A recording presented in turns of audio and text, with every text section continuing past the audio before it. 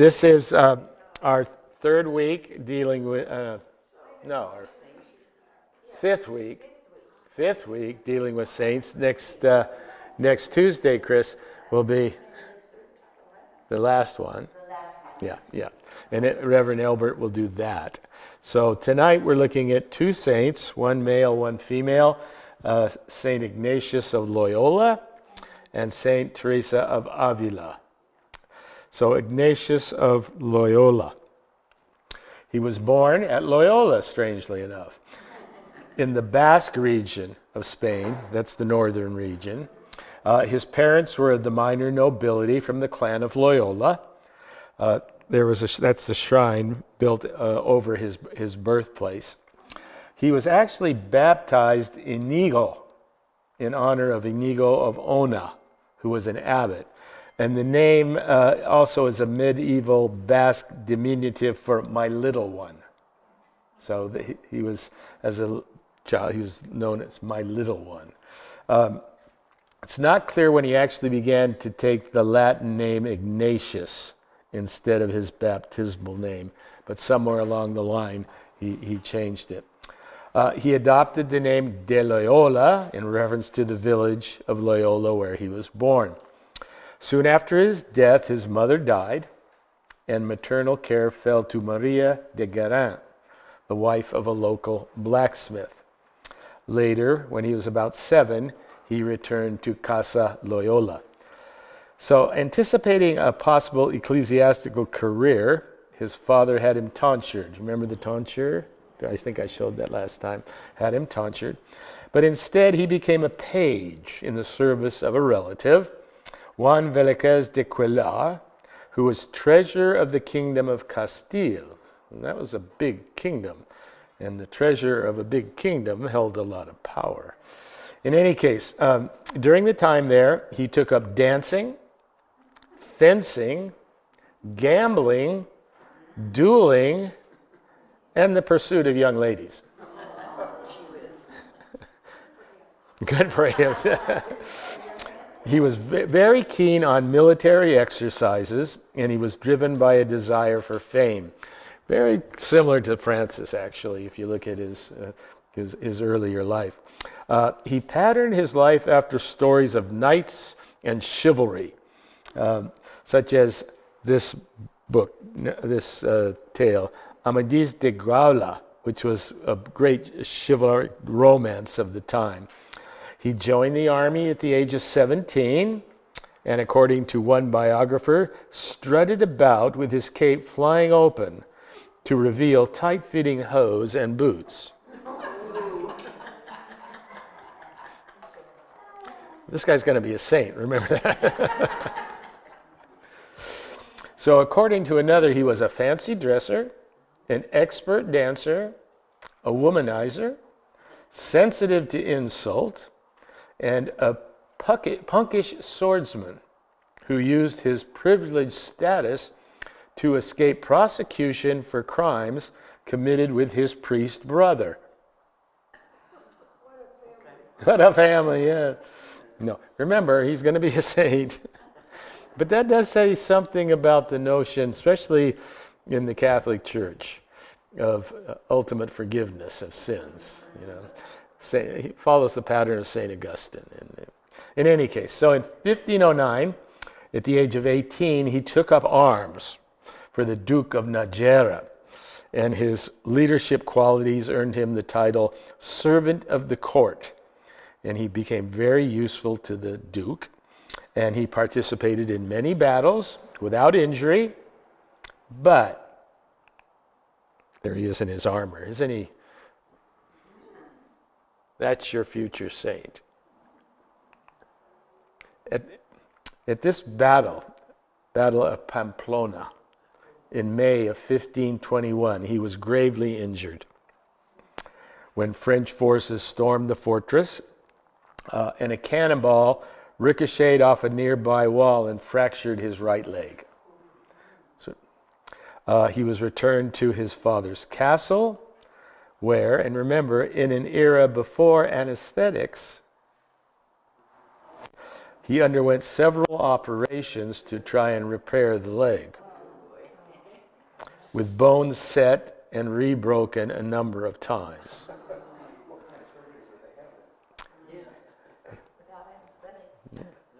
In the end, the operation left his right leg shorter than the other, and he would limp for the rest of his life, and his military career was over. So while he was recovering from injury, he underwent a spiritual conversion and discerned a call to the religious life. So it happened this way. He was trying to divert all the hours of convalescence. You can imagine, So he asked for the romances of chivalry, because that's what he liked. But there were none in the castle. Instead, his sister-in-law brought him the lives of Christ and the saints. Now, this is one of these little what-ifs of history, The little things that happened that, had they not happened. So in any case, it's called a contingency. One of those little contingencies of history. So, and the work that really struck him was this one, the Vita Christi. And this book would influence the rest of his life. It inspired him to devote himself to God and follow the example of Francis of Assisi, and well as other great monks and saints. It also inspired his method of meditation, since the work proposes that the reader place himself mentally at the scene of the gospel story by visualizing events. In other words, try and visualize actually being there while you're reading it. And this type of meditation would later become known as simple contemplation, where you're just contemplating the scene that you're reading in the gospel. And it would become the basis for the method of his work called Spiritual Exercises, which you should all go get and read. And practice. No. Aside from dreaming about imitating the saints, he was still thinking what he would do in the service of the king and in honor of a royal lady with whom he was in love. So he hasn't quite broken the spell yet, but he slowly came to realize the after effects of both kinds of dreams. When the romantic heroism dream was over, he would go into periods of despair and desolation. So only the saintly dreams left him in joy and peace. So if he was having an erotic dream, it was good at the time, but when he woke up,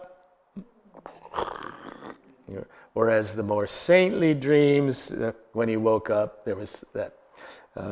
You can let psychologists or psychiatrists do with this as they wish, but I find that interesting. The impact of dreams, especially when you wake up. Have you ever noticed if you have a bad dream or a bad night, it's that first hour when you're sort of coming out of sleep into consciousness? Once you get full consciousness, it sort of steps back a bit and you can have a bit of control over it. But that's the problem. See, when you're coming out of it, you don't have much control. The subconscious is still controlling things. In any case, that was his experience. So after he recovered sufficiently to walk again, he resolved to begin on a pilgrimage to the Holy Land and, quote, kiss the earth where our Lord had walked and to do stricter penances. He believed the plan was confirmed by a vision of the Virgin Mary and infant Jesus. Notice many of these saints have visionary experiences. Again, how you want to explain it, you could either read Freud or you could read a spiritual expression. In any case, many of them had these visionary experiences. And it's not just found in Christianity, by the way. It's sort of common to all mystics. For whatever reason, whether it's subconscious or divine revelation, many of them have these visual sort of mystic experiences. In any case, so in 1522, he went to this Santa Maria de Montserrat, where he didn't actually go into the monastery. Whoops, get my pages out of line. Just one moment here. But he lived outside of it and decided,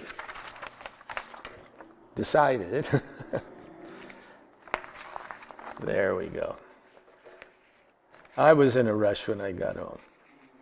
So I got my pages out of order here. Okay.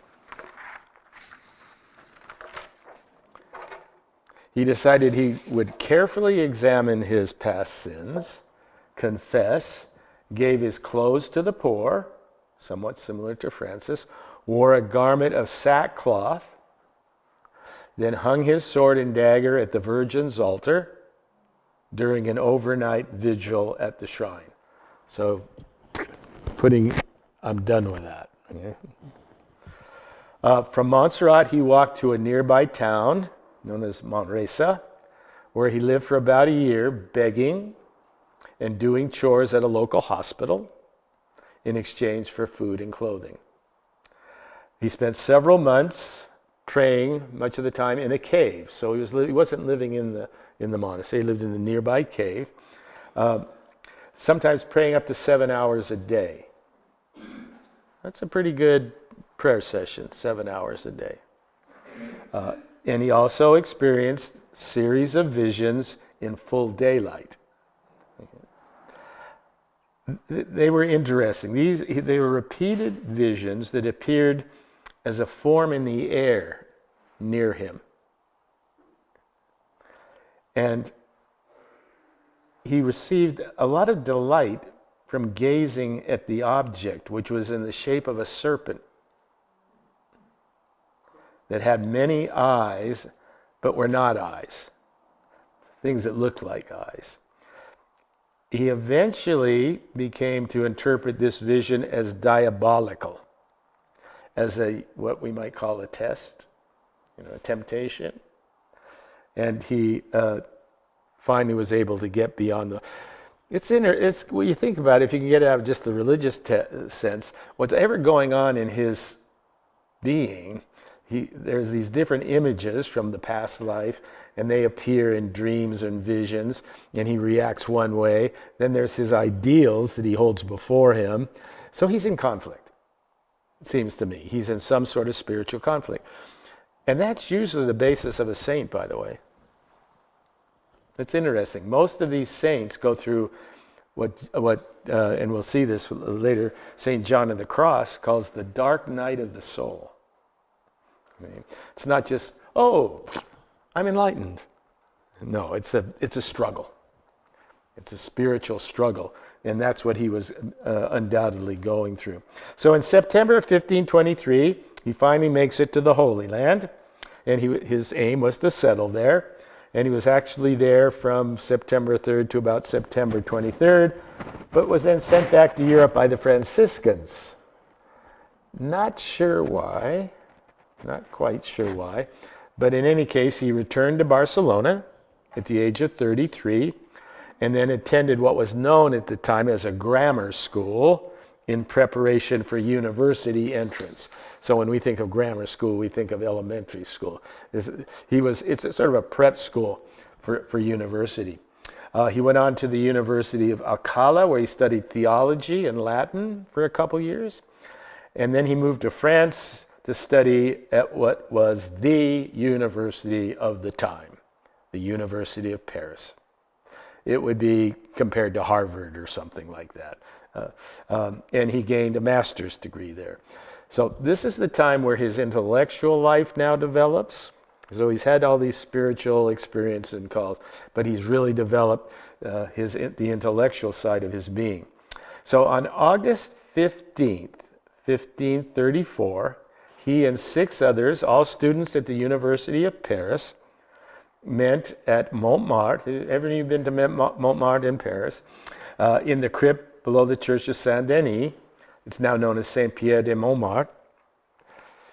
So he went to the University of Paris, and that's, if you've ever been up, that's at Montmartre. So he and 6 other students met together, made promises of poverty, chastity, and obedience. So Two of these companions, one you probably heard of, Francis Xavier, he was one of them, and the other was a gentleman by the name of Peter Faber. So they have this small group, and they have decided to call themselves Compañía de Jesús. Compañía de Jesús. Also, Amigos en el Señor, friends in the Lord. And they did this because they felt they were placed together by Christ. They were sort of brought together. The name company, of course, had echoes of military. You know, that's where the discipline side will come from this order, his military experience. So the Spanish company could be translated into Latin as societas, or partner or comrade, and would have later become Societas Jesu, the Society of Jesus. That's the order that they will found. Now, this is interesting. This shows how church hierarchies often work. To some church leaders, the use of the name Jesus in their society gave great offense. Both on the continent and in England, it was denounced as blasphemous.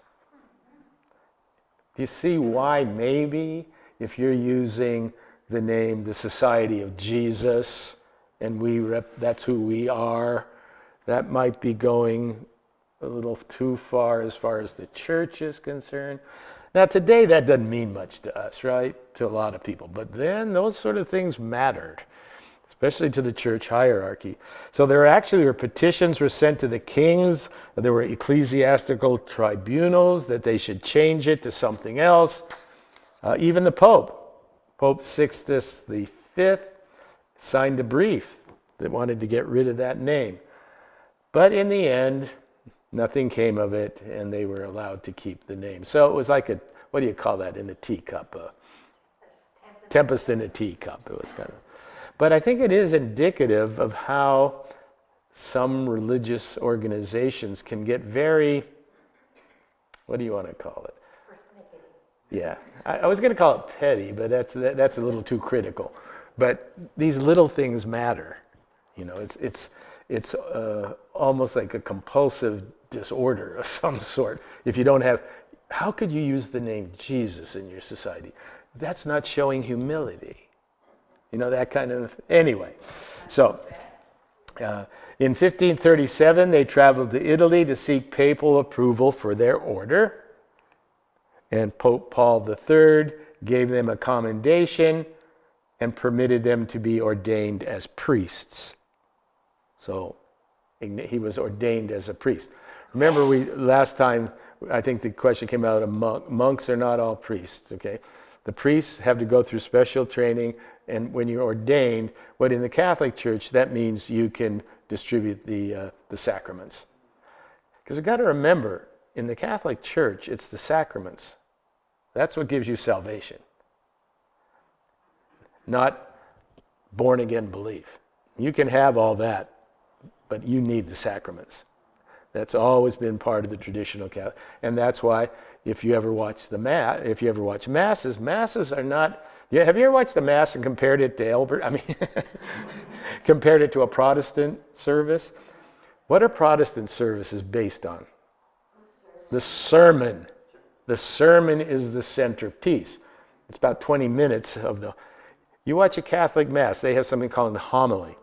It's usually 10 minutes is a long time because it's focused on the Eucharist and all the traditional elements. Some people don't like that. I kind of like it, actually. I mean, how should I say this?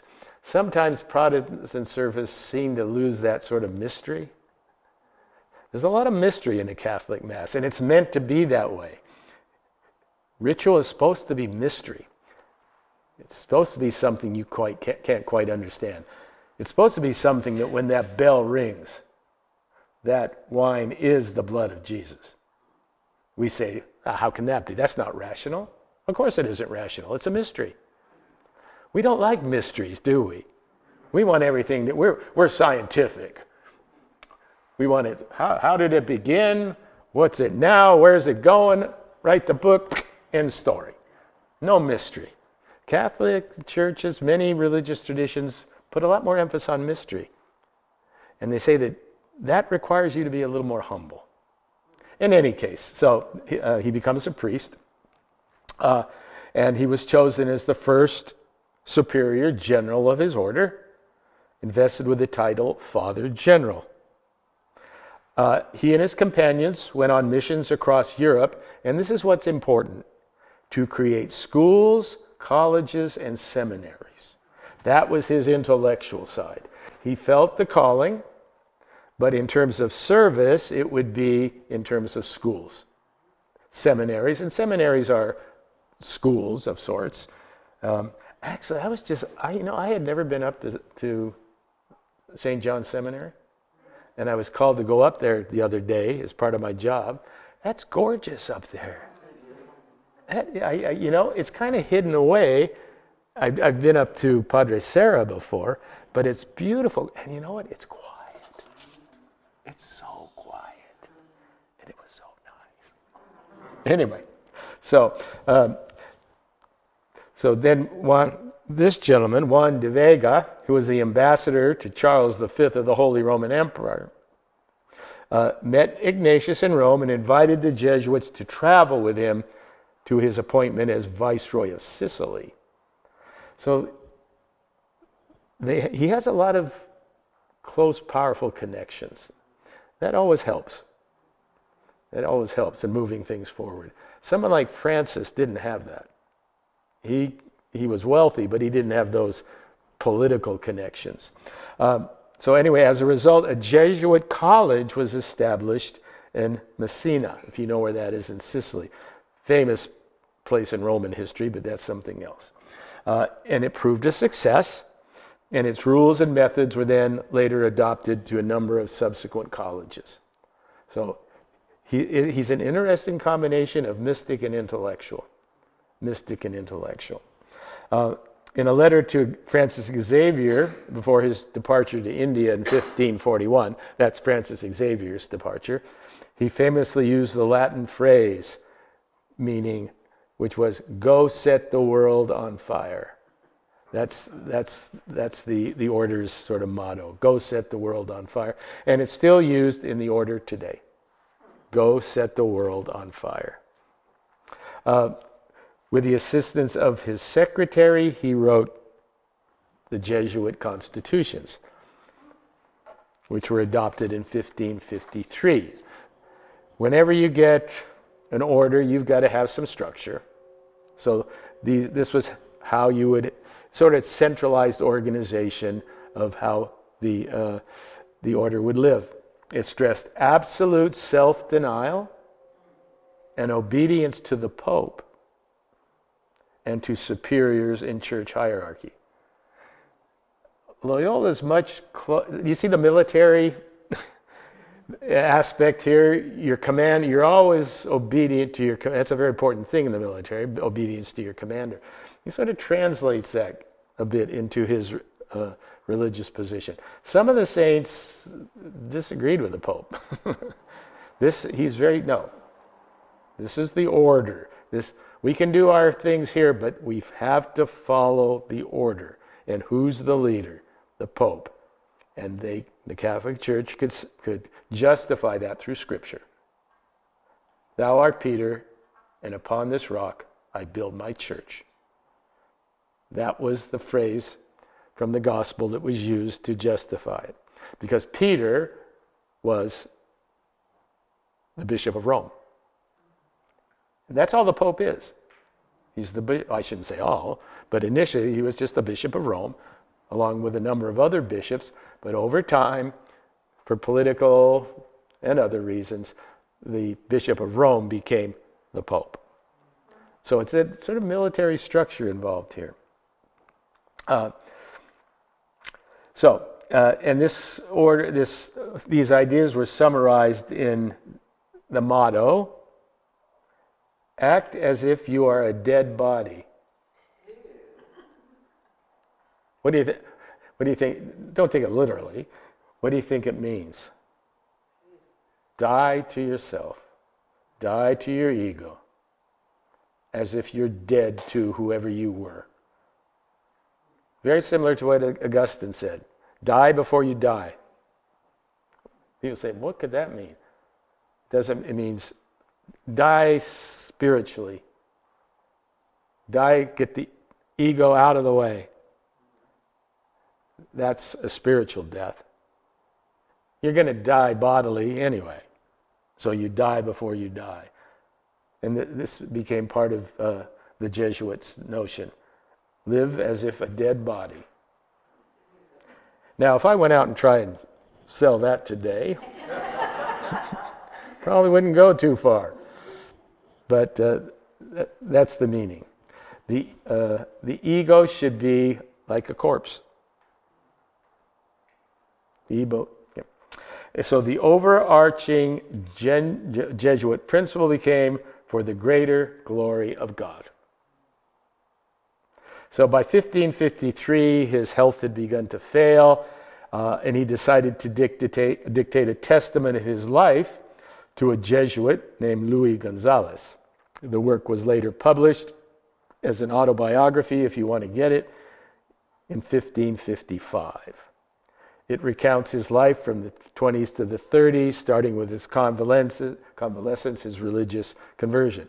So if you're interested in this, you can get it. I don't know if our local library has it, but he died in Rome, July 31st, 1556, probably of what was known as the Roman fever, which was a variant of malaria and had been an epidemic in Rome periodically for malaria.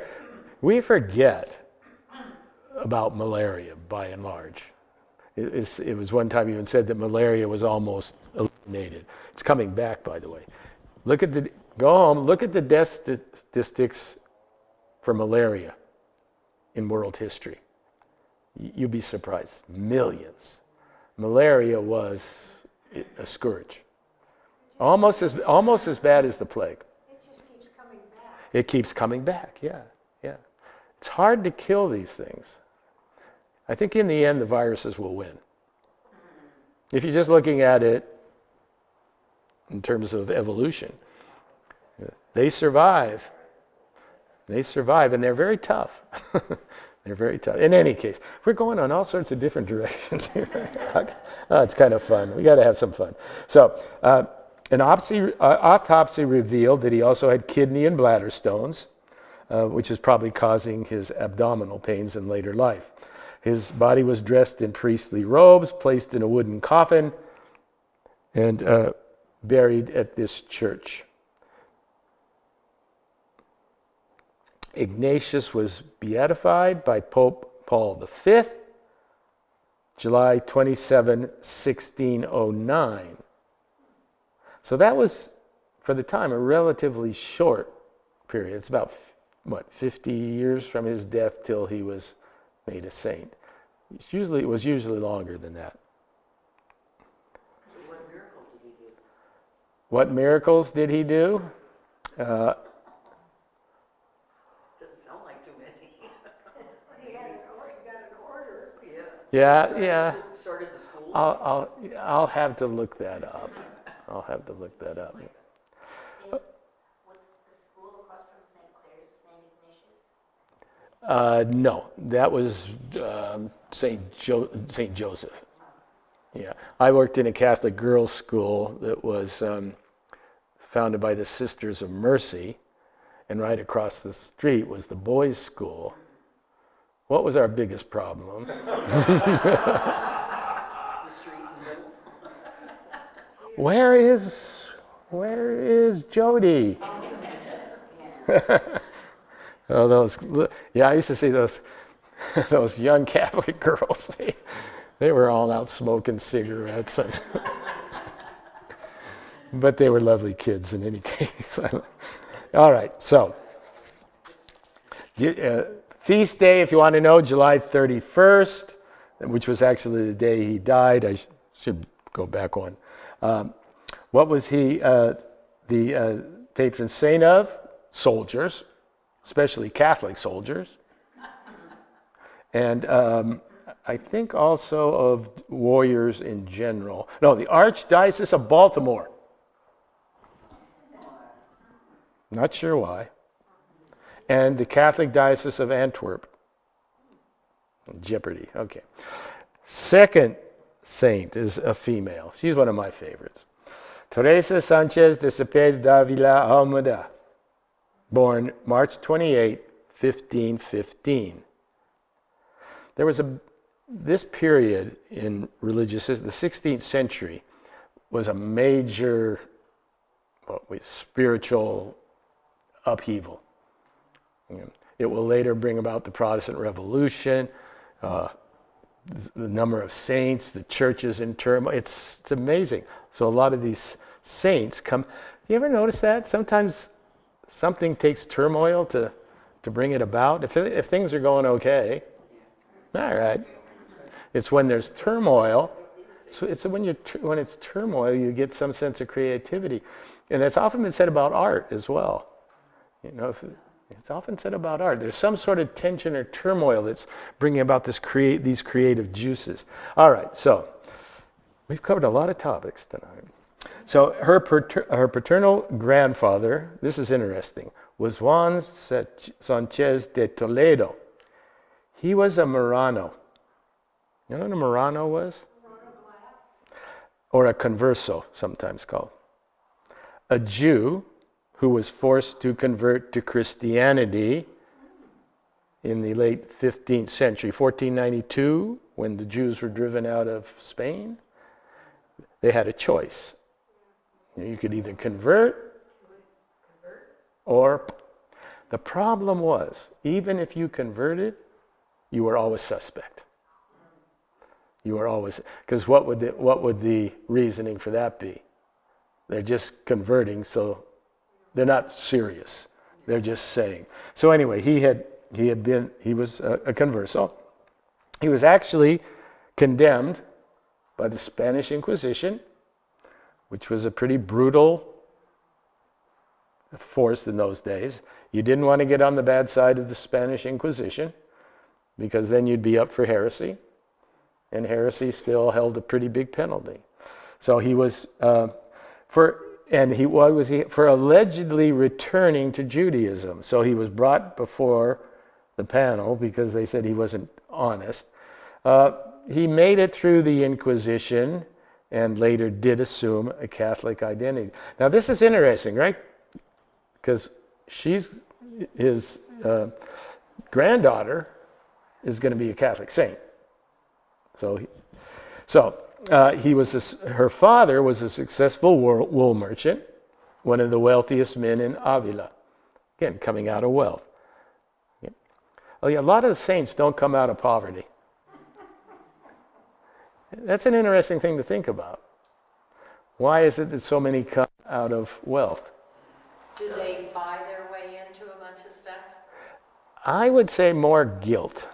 So they could be supported? I would say more... Yeah, that's part of it, but I'd say more guilt. More educated. But do you see why I'm going with the guilt? You ever heard of survivor's guilt? You know what that is? It's why me? And I look around and I see all the suffering in the world. Why me? In a very sensitive sort of soul, I think that can create this need to say, I've got to do something besides live this country club life. In any case, that's just one sort of... It's interesting to note, though, that many do come out of a fairly wealthy background. They could have gotten by quite easily, lived the rest of their life in relative luxury and power and fame, but they didn't. They chose not to. That's an interesting question to try and contemplate. So, her father was, and he bought a knighthood, and sort of then assimilated somewhat successively into Christian society. Her mother brought her up as a dedicated Christian, and she was early on fascinated by accounts of the lives of the saints as a little girl. At age 7, She ran away from home with her brother, Rodrigo, not because she was told she couldn't go see another boy, but she wanted to fight against the Muslims and become a great warrior. Now, this is remember, this is a time when Muslims and Jews, are the enemy. And so but her uncle found them. They were just outside. They got outside the gate. I don't know where they were headed, but he brought them home. So, but it gives you a little insight early on. There was something going on, this need. When she was 14, her mother died, and she was grief-stricken by that. She was really grief-stricken. This prompted her to embrace a deep devotion to the Virgin Mary as perhaps a substitute mother, a spiritual mother. One of the things I do out at Avila is when I give there are a number of Catholics in the little services I give, so we always say the Hail Mary. I knew it. I say it in my sleep because I taught at a Catholic girls' school. And that was the first thing every morning. Hail Mary, full of grace. It's a lovely little piece. And by the way, just for a little historical reference here, Martin Luther and some of the other major Protestant, they weren't opposed to the entire Hail Mary. Just the last couple lines. Pray for us at our death. Because that was seen as being an intermediary with God. And if you know anything about Protestant theology, it's you and God. Boom.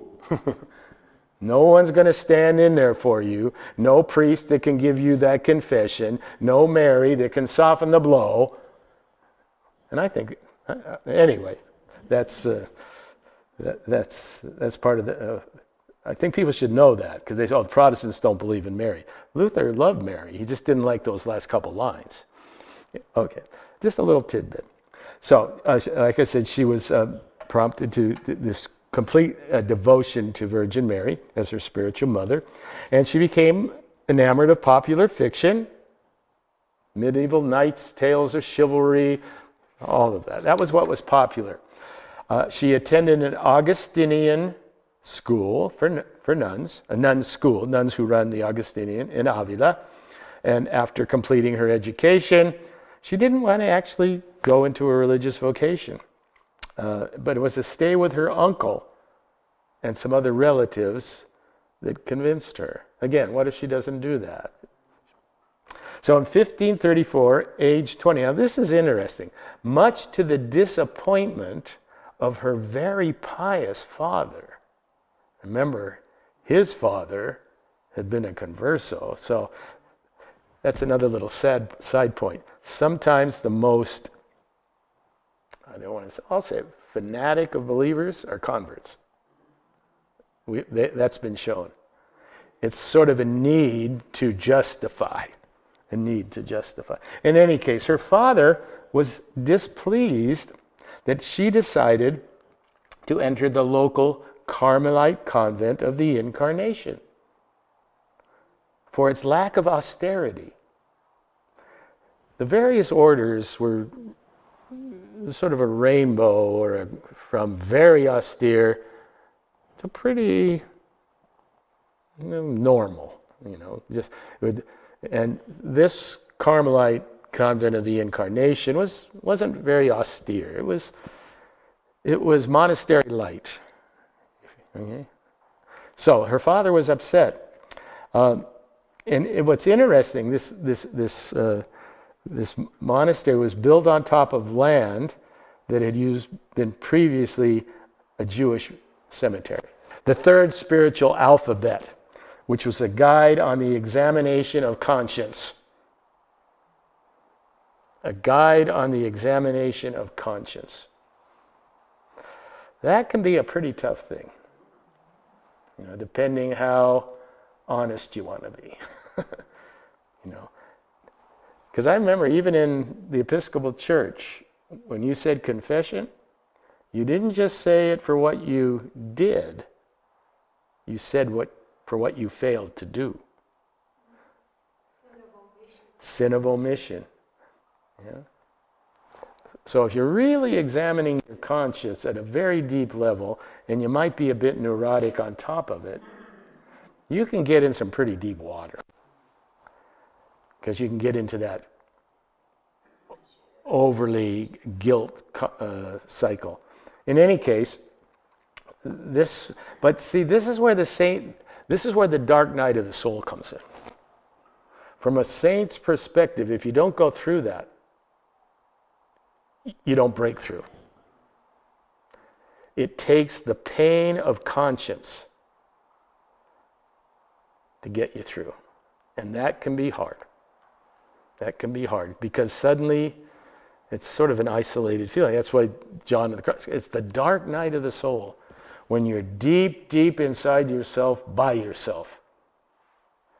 The answer to that, of course, the mystics say, if you keep going, you'll break through. You'll find there's a breakthrough from that.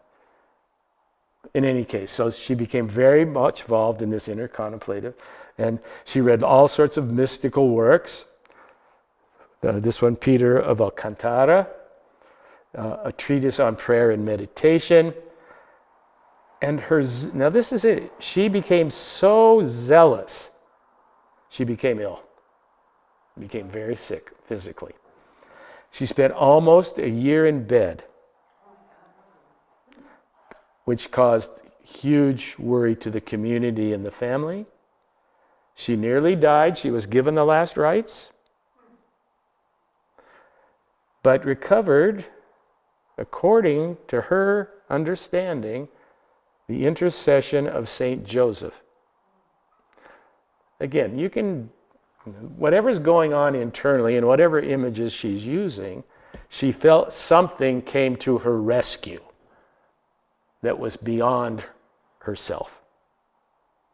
Yeah, something, by herself she was done. But she felt that this Saint Joseph had come to her rescue.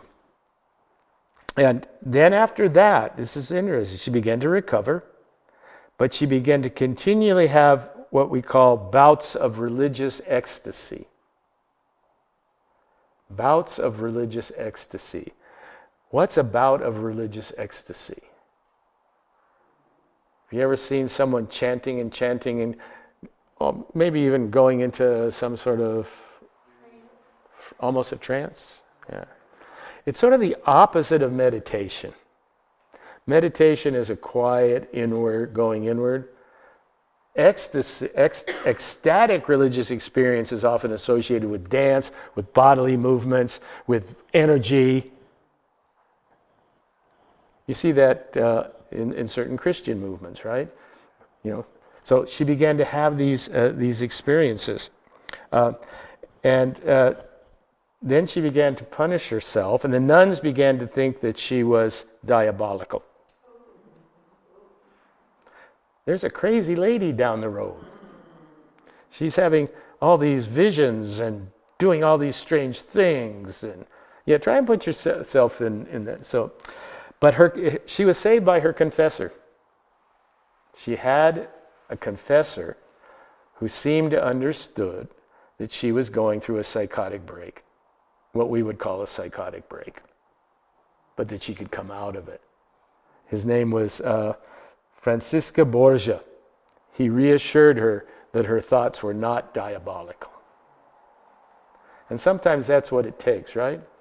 Sometimes it takes a good therapist, whether it's just a secular psychiatrist or a good spiritual advisor or a good confessor.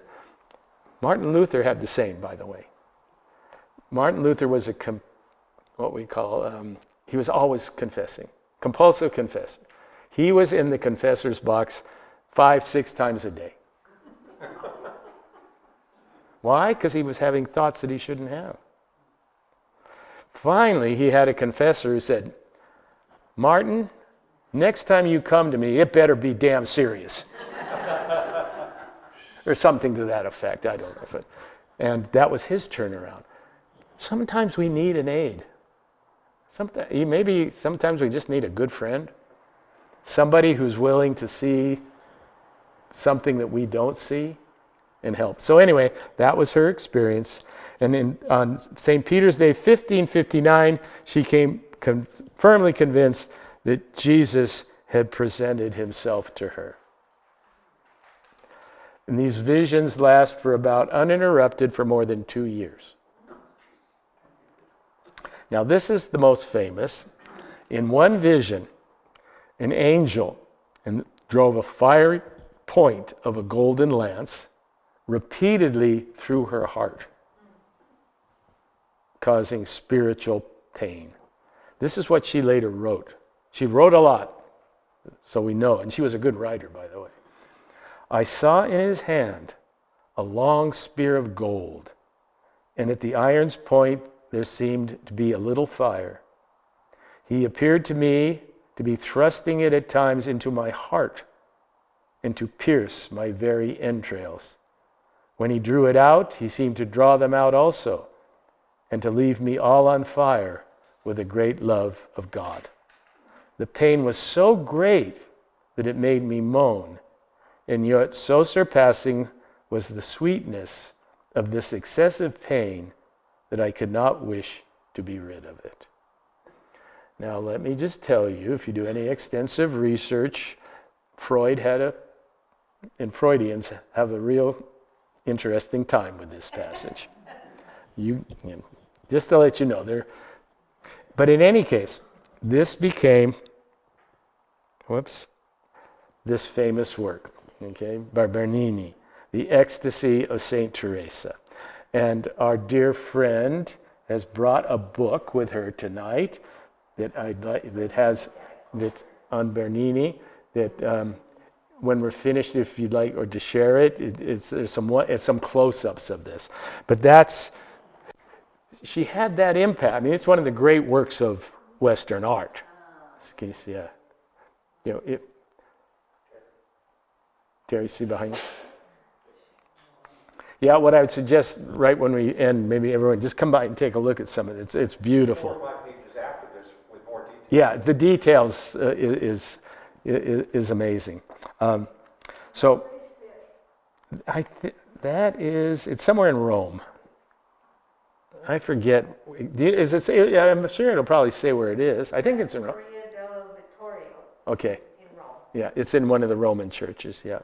So over time, she found herself increasingly at odds with what she thought was the spiritual malaise prevailing in her convent of the Incarnation. That she sees that her father had some truth to what he was saying. So she decides that the 150 nuns who were living there were actually there more for status than for spirituality.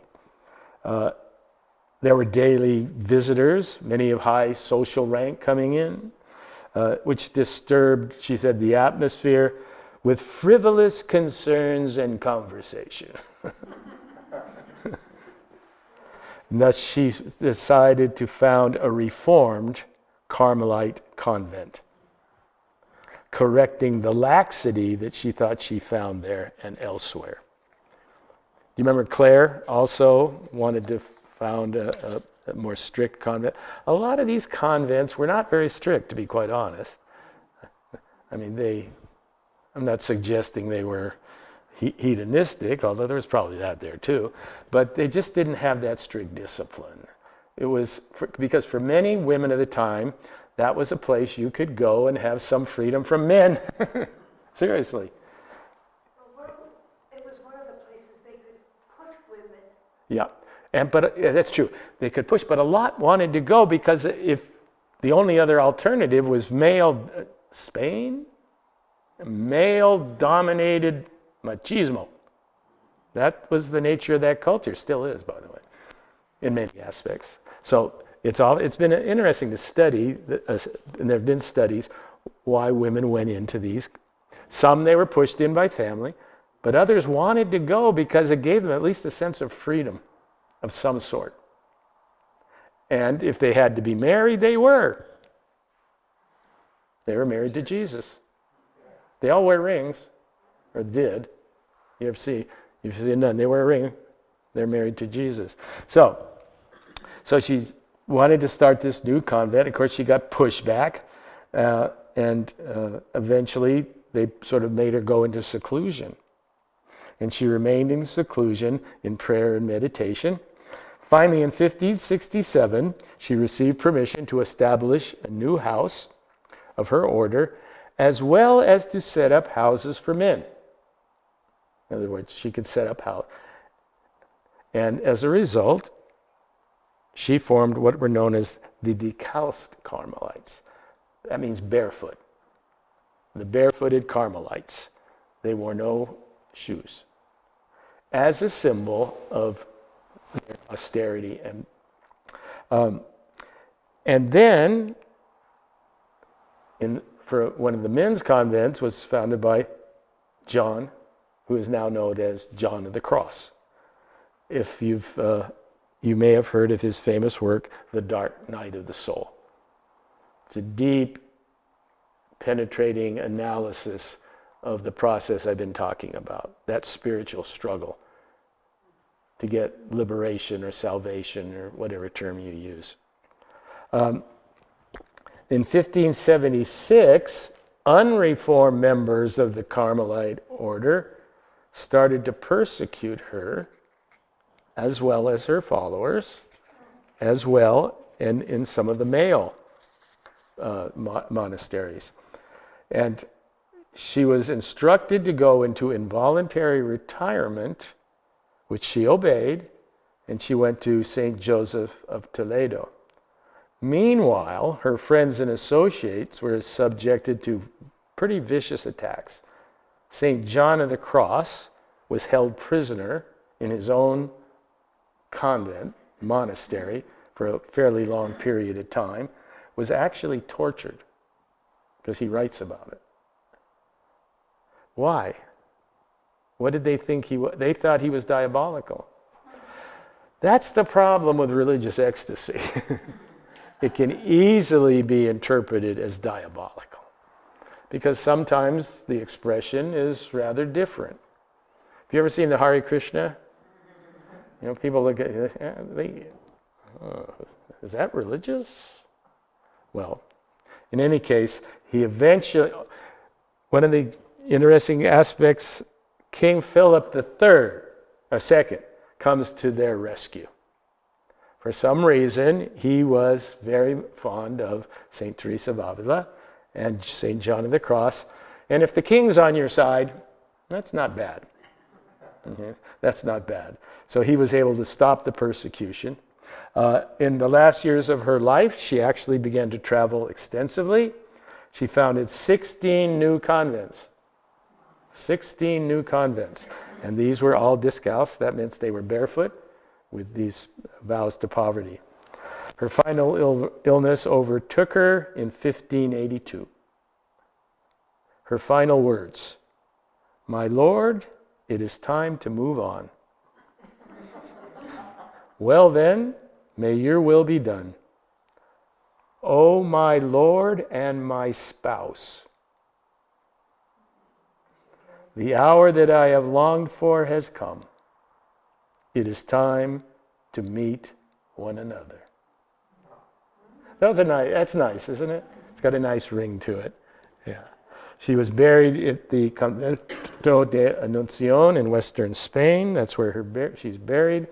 9 months after her death, coffin was opened, body was found to be intact. Clothing had rotted, body intact.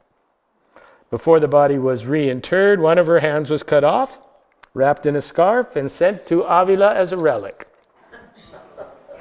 I've seen John the Baptist's hand in where was that? In Siena, the Cathedral of Siena. Yeah. And Catherine of Siena, her whole skull all jeweled and Yeah, I love relics. Yeah. I don't really care if these things are true or not. I mean, the fact that they have the power that they have, that's what's interesting. Various other parts of her body were removed, sent as relics. For example, her right foot was sent to Rome, her left hand to Lisbon. So you can do a whole tour So in 1622, 40 years after her death, she was canonized by Pope Gregory XV, although she always denied her own saintliness. One sign of not being a saint is to claim to be a saint. If someone's claiming to be a saint, that's the first sign they're not a saint. So she said in this letter, there is no suggestion of that nonsense about my supposed sanctity. That's in her. She has a mystical side, but she has this down-to-earth side too. Some of her prayers are amazing. Some of her prayers, there's a famous one about aging and getting old. And she's very down-to-earth, very down-to-earth. On the other side, she can go into this ecstasy. So she was a very complex person, let's put it that way, very complex.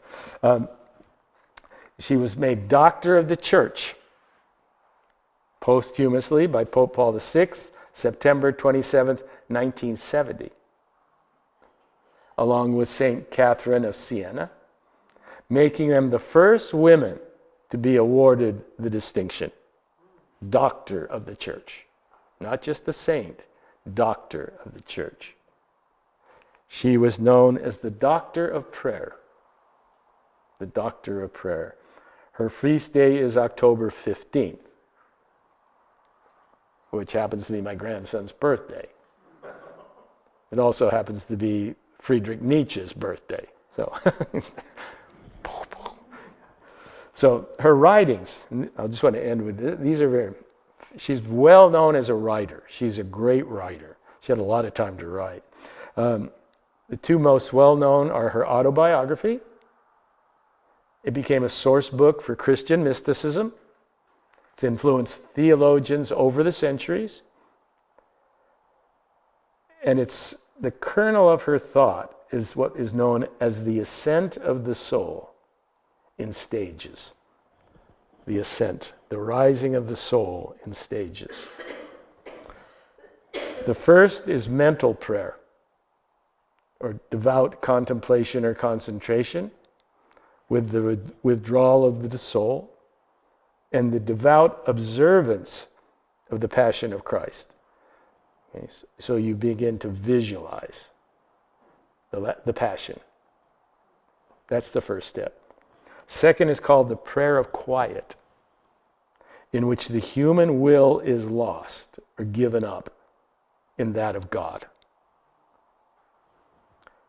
So there's a prevailing sense of complete quiet. You give up the self. The third is called devotion of union. Here one's reason is abolished, and only the memory and imagination are left. It's characterized by a blissful peace, what she called a sweet slumber. You don't let the old rational head get in the way.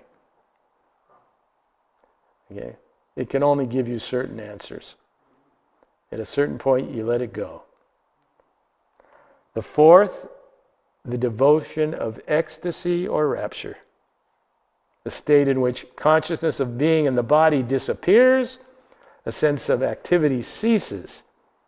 Memory and imagination are also absorbed, momentarily annihilated. Utter annihilation. No sense of self. No sense of self. One feels, she says, as if you're literally being lifted into space. You become so light. The ego is heavy. Carries you up. From this, you awaken to what she calls the blessing of tears. Aware of your own impotence and the absolute subjection to God's love. Unconditional. So that her second work that's well known is known as The Interior Castle. That was the ascent of the soul, her autobiography. The Interior Castle. This is the work that's become most famous in literature. Written at the command of her confessor, which may have been a good thing. Sometimes the best way to, have you ever noticed, if you ever get in a stew, start writing. Get outside of just that. Start writing. You'll be amazed. So next time you get in your deep depression, start writing. Don't worry about what it is. Just start writing the feelings. Because what that does is it gets the feelings into another context. Whereas if they just get stuck up here. So I think it was wise that her confessor, and it's become one of the great expressions of the religious life. And a literary masterpiece. Interesting. What do you think is the most widely read prose work in Spain? Big Lance. Don Quixote. That's the first. You know what's second? The Interior Castle. You've probably never heard of it. You've all heard of Don Quixote. But it's out beside that, and it's divided into 7 mansions, the castle, each level describing a closer step to God. So again, it's these steps of ascent. You don't just get enlightened and suddenly become boom. It's a slow process, often painful, often filled with tears. But do you see how the image of Christ would fit into that? When you think of the suffering that's portrayed, what he had to go through, it's called the imitation of Christ. You're trying to get into that same sort of mode. So the first 3 mansions are active prayer and asceticism. The 4th through the 7th are considered to be mystical or contemplative prayer. And she candidly reveals this internal journey as being inseparable from her love of God. Her journey, that's the core. And the highest mansions, now this can only be gained through grace. You can't will the highest. You have to somehow accept that it's given. There's actually quite a bit of psychological evidence for this. Your will can only go so far. Because what tends to happen, I don't know if you've ever noticed this, if you're trying to stop doing something and you're just trying to will it totally, eventually the will turns on itself. The will turn on. That's why it's so hard. Addicts say, I can't will it away. Because the very process of trying to will it away involves the will. That's the catch point. And you have to surrender. And that's what in theological or mystical terms is called grace. There is some power, whatever way you want to call it, that is more powerful than your ego, and you need ultimately to depend on that, at least in her. So I'll just finish with a passage. This is from the Interior Castle. This beloved of ours, and of course this is God, is merciful and good. Besides, he so deeply longs for our love that he keeps calling us to come closer. This voice of his is so sweet that the poor soul falls apart in the face of her own inability to instantly do whatever he asks of her. And so you can see, hearing him hurts much more than not being able to hear him. That's interesting, isn't it? For now his voice reaches us through words spoken by good people, through listening to spiritual talks, reading sacred literature. God calls to us in countless little ways all the time. Through illness and suffering, and through sorrow, he calls us. Through a truth glimpsed fleetingly in a state of prayer, he calls to us. No matter how half-hearted such insights may be, God rejoices whenever we learn what he is trying to teach us. That's her vision. It's a type of complete surrender, something most people find they're very difficult to do. Okay, that takes us to the end of our session tonight. I would suggest, if you can, to take a closer look at the book. It's got some beautiful close-ups. Willing to take any questions, insights, comments. Next week, Albert's doing a smorgasbord. He's going to do, I think, 2 major saints, and then you want to know why all the towns around here are Santa or San? Okay, he'll tell you. Yeah. What's the next series? Do you have one? Yeah, it's going to be on famous women, because it's Women's Month in March. So I've picked one from each religious tradition. There'll be a Hindu, there'll be a Christian, there will be a Muslim, actually a Baha'i, but became a Muslim, was from a Muslim background. And then a Buddhist, which you may know, who she's fairly popular and relevant, Pema Chodron. You ever heard of Pema Chodron? You will. Okay. So that it'll be a series honoring Women's Month.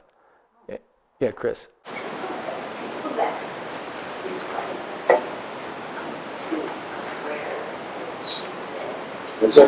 none that Can you read it?